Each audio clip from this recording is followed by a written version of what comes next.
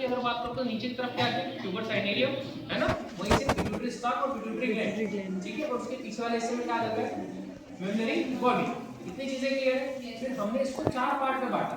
कौन कौन से चार पार्ट में बांटा, 2 मिनट बाद कौन कौन से हिस्से में बांटा हमने, प्री ऑप्टिक है ना, सुप्रा ऑप्टिक, फिर ट्यूबरल रीजन और मेमोरी रीजन, चार रीजन में बांटा। ठीक, फिर हमने देखा preoptic region. Preoptic region में कौन सा न्यूक्लियस मिला, प्री ऑप्टिक न्यूक्लियस, जो किसके लिए रिस्पांसिबल है, सेक्स डिटरमिनेशन के लिए। ठीक है, फिर सुप्रा ऑप्टिक। सुप्रा ऑप्टिक के अंदर 4 न्यूक्लियस देखे हमने। कौन कौन से 4 न्यूक्लियस देखे, सुप्रा कियाटिक और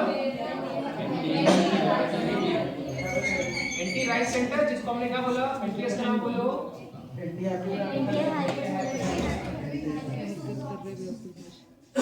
चार न्यूक्लियस देखे, सुप्रा कियास्मेटिक न्यूक्लियस, जो क्या करवा रहा है, सर्कैडियन रिदम को मेंटेन कर रहा है।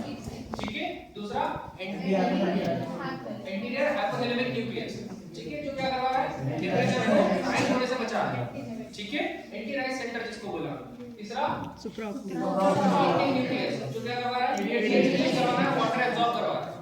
ठीक है, और उसके अलावा कौन सा बचा, पेरावेंट्रिकल, जो क्या रिलीज करवा रहा है, सॉन्सिटोसिस, जो मिल्क रिलीज करवाएगा और यूट्रस को प्रोटेक्ट करेगा।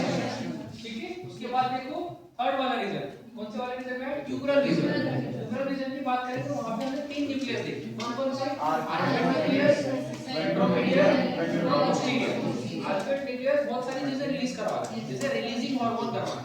ठीक है, और वो रिलीज कहां से हो रहे हैं, एंटीरियर न्यूक्लियस।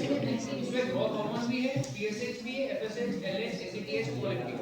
ठीक है, उसके बाद देखो वेंट्रोमीडियल। वेंट्रोमीडियल क्या है, कौन सा सेंटर है, सैटाइलिटी सेंटर है ना, और हैप्पी सेंटर। ठीक है, और वहीं पे हम वेंट्रोपोस्टीरियर की बात करोगे तो एग्री और हंगर सेंटर।